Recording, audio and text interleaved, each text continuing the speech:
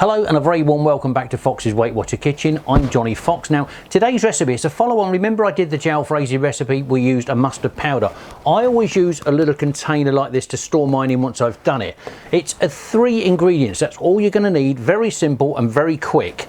I'm using brown mustard seed and yellow mustard seed and some turmeric powder as well. Quantity wise it's very easy ratio, 20 grams of brown, 20 grams of the yellow and just 10 grams of turmeric. You will need a pestle and mortar so you can blend it down into a powder afterwards. The problem is if you try and do mustard seeds in a pestle and mortar, they're still a little bit moist. So the first thing you have to do, I always use a wok because it's nice and dry. Put the heat on. Let's get the gas on nice and low, because what you don't want to do, that's the gas on nice and reasonable. What you don't want to do, when most Indian foods, when you cook them, you can put mustard seeds in to start with, but you'll find that they will pop because they use oil in the bottom of the pan and they want to explode open and get the mustard flavour out. What we're trying to do is purely going to dry them. So all I do, I keep mine in my wok for one good reason and keep the lid on the top. You can probably see already from the top camera we've got a little bit of moisture appearing in the lid.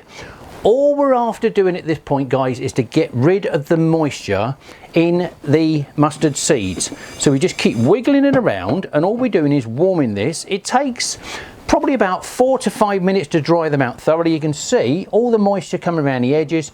All we're going to do is let the moisture escape. Lid's coming up nice and clean again, and we put the lid back on again, and we just keep doing this, wiggling them around in the pot on a nice warm heat. Remember guys, we're not cooking them. All we want to do is get the moisture to evaporate away, and you can see while it's dry, all we're doing is letting them just wiggle around more and more.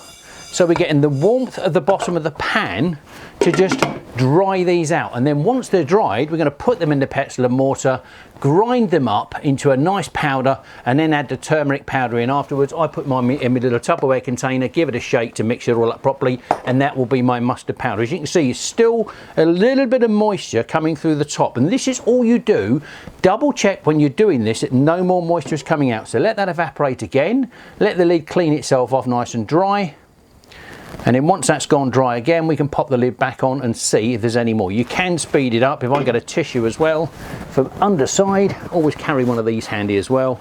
It speeds the process up when you're looking for moisture evaporation. So let's give the lid a quick wipe on the top, and then we can see if there's any more in there. And just keep them on the move as well, because bearing in mind, again, we're not cooking them, we're just drying them. They sound like they're getting dry already. It's something, because I've been doing this for years. I learned this recipe, I think I was about 16 or 17 years old. Indian woman down the road from me was doing a mustard seed recipe like this one.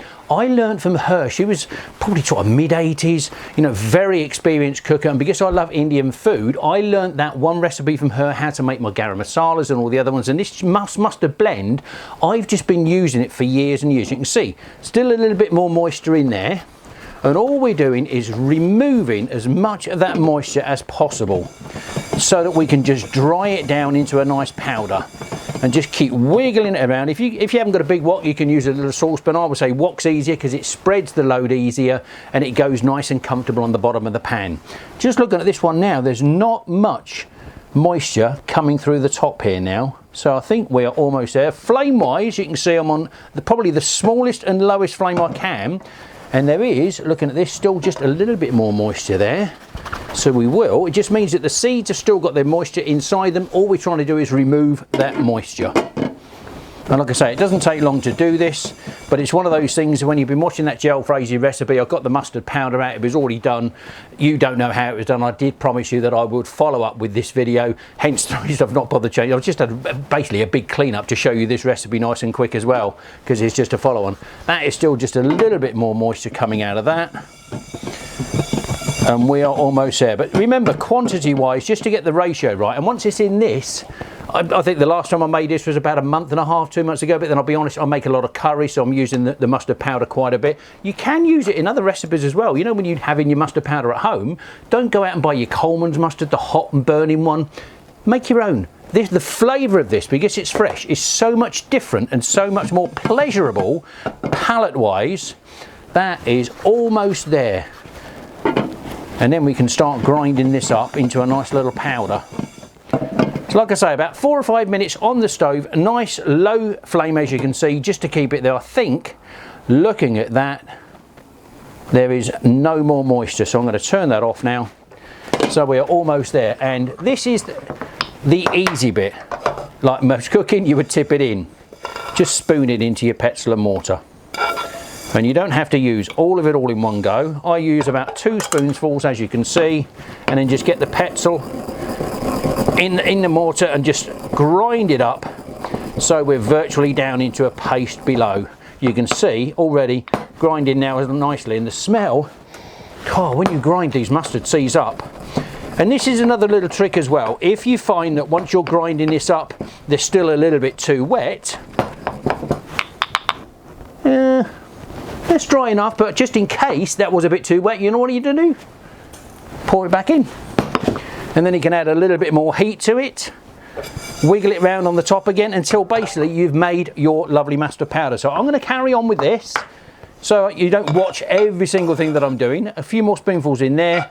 I'm going to grind this down and I'll get to the end and show you how the powder looks. So back again in a second. Okay, so we're almost there. We're on the last piece. What I've been doing, as you can see, I've got myself another dish along the way. I've been transferring it as I've been mashing it down in the pestle and mortar, putting it back into the pan to keep it nice and dry, grabbing another spoonful out and doing exactly the same thing. But now all I'm going to do is get the last bits. You can see nice and dry now. There's still a little bit down the bottom. Get that last piece out as well, and then you can just use your fingers. This is where you know it's not as dry as it should be, but all we do then is put that back into the pan, get the heat back on, because all we're trying to do is make a lovely powder at this point. You can see it's all dried out. It just feels lovely like a powder.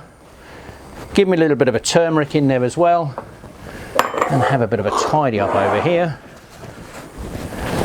and a little stone over there. And then just give all this a little bit of a wiggle together. You can feel sometimes if there's any of these little stones still in it, or any of the little seeds, when you're doing this afterwards, back in the pan, just to warm it again, there's just the odd 1 or 2 seeds left in there. So all I'm going to do is grind those down. And basically all you're trying to do is make this into a lovely mustard powder.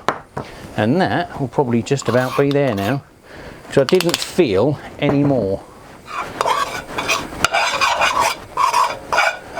No, that is just about there now. So that is as simple as that, and that will be your mustard powder.